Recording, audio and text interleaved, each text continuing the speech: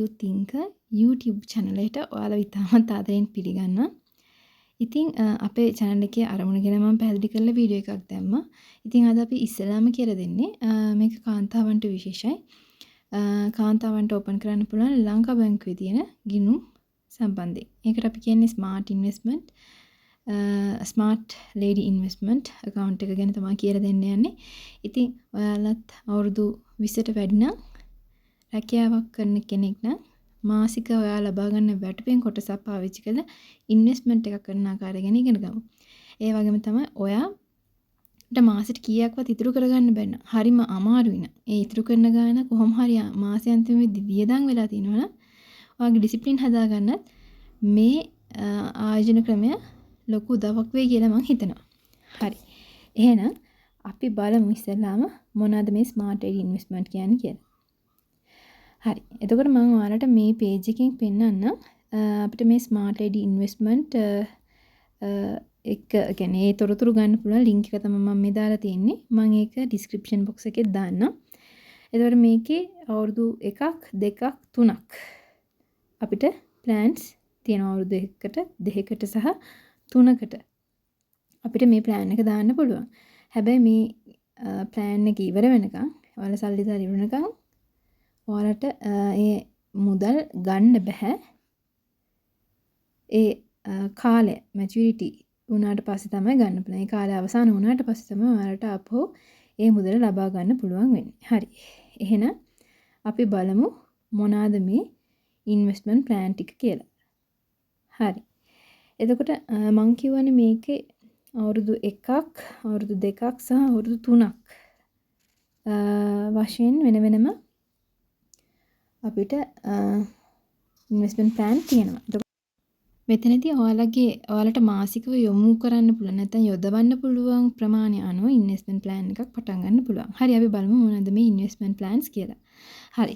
මේ තියෙන්නේ අවුරුද්දක කාලය තුල ඔයාලට ගන්න පුළුවන් ඉන්වෙස්ට්මන්ට් ප්ලෑන්. එතකොට පළවෙනි එක තමයි මාසික රුපියල් 4150ක් දාලා අවුරුද්දක් ඇතුළත ඔයාලට ගන්න පුළුවන් 50000ක මුදලක්. ඊළඟ එක 8200ක්. ඒක අවුරුද්දක් තුලදී ඔයාලට ගන්න පුළුවන් ලක්ෂයක මුදලක්. ඊළඟට 16250ක මුදලක් මාසිකව දාලා ඔයාලට ලක්ෂ 2ක මුදලක් මේ අවුරුද්ද අවසානයේ ගන්න පුළුවන්. ඉතින් ඔයාලට පුළුවන් මේකෙන් ඕනම ඉන්වෙස්ට්මන්ට් එකක් පාවිච්චි කරන්න. ඒ කියන්නේ ඔයාලා කැමති ප්ලෑන් එකක් පාවිච්චි කරන්න පුළුවන්. එතකොට මේ 1 year plans නේ. එතකොට අවුරුද්දකින් ඔයාලට මේ ගාන ගන්න පුළුවන්. හැබැයි මේ ඉන්ට්‍රස්ට් රේට් එක වෙනස් වුණොත් monthly deposit amount එක වෙනස් වෙන්න පුළුවන්. හරි. අපි බලමු 2 year investment plan මොනවද තියෙන්නේ කියලා. මේකේ පහක් තියෙනවා.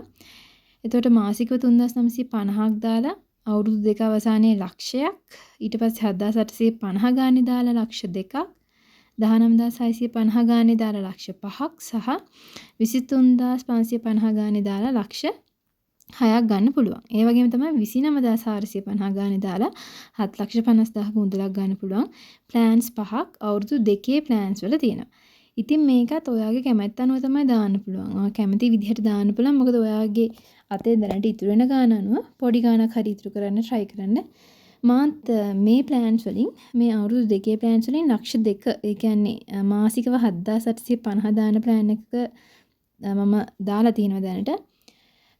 හැබැයි දැන් අර ඉන්ට්‍රස්ට් රේට් වෙනස් වෙච්ච නිසා මම කලින් දාදී ඉන්ට්‍රස්ට් රේට් එක මීට වඩා වැඩි. එතකොට එතනදී monthly deposit එක වෙනස් වුණා ආගේ. එතකොට එතනදී තිබ්බේ 7800ක්. දැනට මම දාගෙන යන්නේ 7800ක මුදලක්. ඉතින්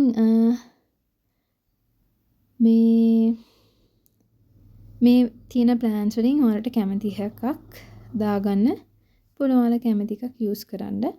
එතකොට මම මේ 2 year plans වලින් දැනට මේ 7850 plan එක යූස් කරනවා.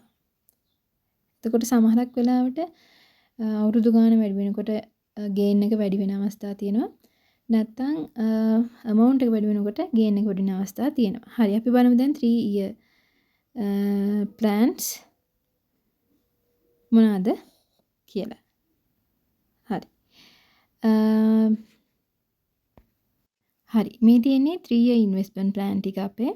එතකොට මෙතනදිත් ඔයාලට මේ තියෙන ගණන් දාලා expected maturity value එක ගන්න පුළුවන්. එතකොට මෙතන තියෙන 2550 ගානේ දාලා ලක්ෂයක් ගන්න පුළුවන් එකක්. එතකොට 6350 ගානේ දාලා 250000ක් ගන්න පුළුවන් එකක්. මම දැනට මේ 2550 ගානේ දාලා ලක්ෂයක් ගන්න එක තමයි පාවිච්චි කරන්නේ.